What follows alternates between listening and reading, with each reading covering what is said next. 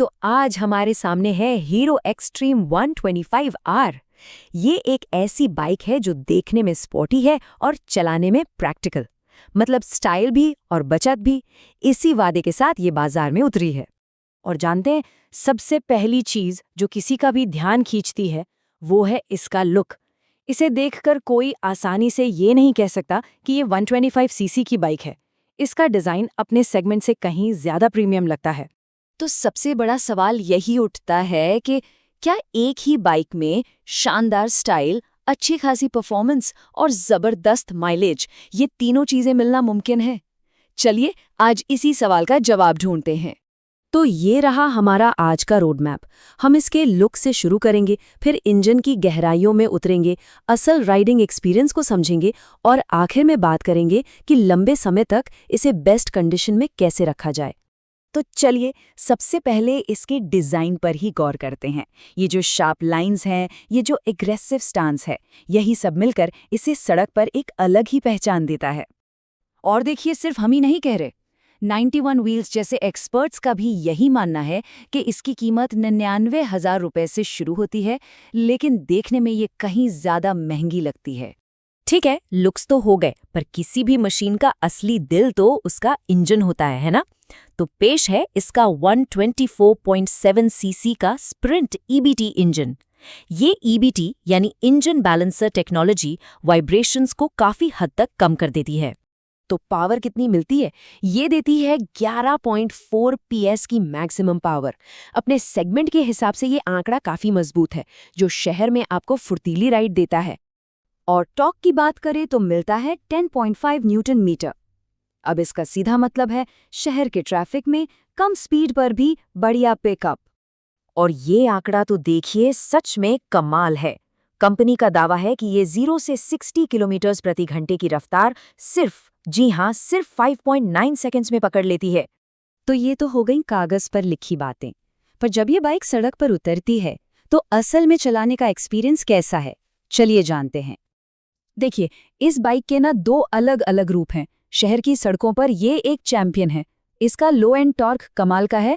आप 5वें गियर में भी 25 की स्पीड से आराम से उठा सकते हैं।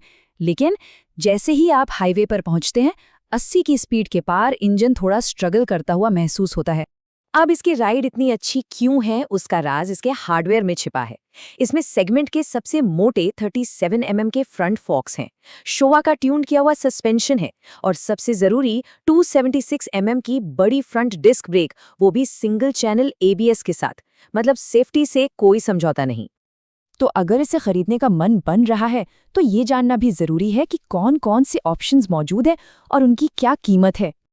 यहाँ मोटे तौर पर 3 वेरिएंट्स हैं। बेस मॉडल IBS के साथ आता है, यानी इंटीग्रेटेड ब्रेकिंग सिस्टम। फिर बस थोड़ा सा ज्यादा खर्च करके सिंगल चैनल ABS वाला टॉप मॉडल मिलता है, जो कि ज्यादा सुरक्षित है। और अब उसी कीमत में सिंगल पीस सीट का ऑप्शन भी आ गया है। चलिए अब सुनते हैं कि जो लोग इसे असल में चला रहे हैं और जो एक्सपर्ट्स हैं, उनका क्या कहना है। इससे एक सही फैसला लेने में मदद मिलेगी। जब हम इसका मुकाबला इसके सबसे बड़े प्रतिद्वंदियों से करते हैं तो एक चीज साफ नजर आती है।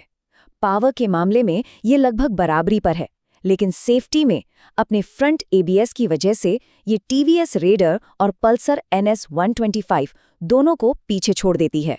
तो कुल मिलाकर कहानी ये है, इसकी खूबियों में इसका डिज़ाइन, ब्रेक्स और ज़बरदस्त माइलेज शामिल हैं। वहीं कुछ कमियां भी हैं, जैसे इसकी स्क्रीन धूप में ठीक से नहीं दिखती और हाईवे पर परफॉर्मेंस थोड़ी कमज़ोर लगती है। और ये देखिए, एक लॉन्ग टर्म यूजर का एक्सपीरियंस कितना कुछ कहता है। वो कह रहे हैं कि 155 सीसी से इस पर आने के बाद भी ये डाउनग्रेड नहीं लगती और माइलेज की वजह से पैसों की भी काफी बचत हो रही है। चलिए अब आते हैं इस चर्चा के सबसे जरूरी हिस्से पर। बाइक खरीद लेना एक बात है, लेकिन उसे लंबे समय तक अच्छी कंडीशन में रखना बिल्कुल दूसरी। तो अपनी एक्सट्रीम को हमेशा फिट कैसे रखें? ये 4 बहुत ही सिंपल लेकिन असरदार आदतें हैं। सुबह स्टार्ट करने के बाद इंजन को 1-2 मिनट वार्म अप होने दें। सही समय पर गियर बदलें, बेवजह रेस न दें और बाइक पर ज्यादा वजन न डालें। ये छोटी छोटी बातें इंजन की उम्र बढ़ा देती हैं। और सबसे जरूरी चीज, इंजन ऑयल। ये जो छोटी सी खिड़की देख रहे हैं, इससे ऑयल लेवल चेक करना बहुत आसान है। ध्यान रहे कि ऑयल का लेवल सही हो। कंपनी हर 6000 किलोमीटर पर इसे बदलने की सलाह देती है। इसके साथ ही 2 और चीज़ों का ध्यान रखना ज़रूरी है। जब भी इंजन ऑयल बदलवाएं तो ऑयल फिल्टर भी ज़रूर बदलवाएं। और दूसरा, ड्राइव चेन को न बहुत ज़्यादा टाइट रखें न बहुत ज़्यादा ढीला। इसका सही ढीलापन 20 से 25 मिलीमीटर के बीच होना चाहिए। तो इन सब बातों को जानने के बाद आखिर में सवाल यही बचता है कि क्या अपने ज़बरदस्त लुक्स, सिटी फ्रेंडली परफॉर्मेंस और अपने सेगमेंट की बेस्ट सेफ्टी के साथ हीरो एक्सट्रीम X 125R ने 125cc क्लास में एक नया स्टैंडर्ड सेट कर दिया है?